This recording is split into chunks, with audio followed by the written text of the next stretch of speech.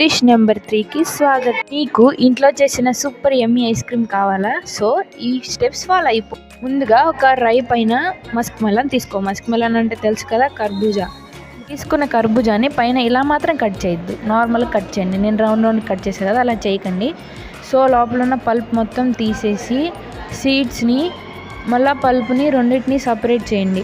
Separate చేసి లోపల ఉన్న కొంచెం పల్పే తీసుకోండి. నాలాగా మొత్తం తీసారనుకోండి తినేటప్పుడు ఫ్లేవర్ ఉండదు.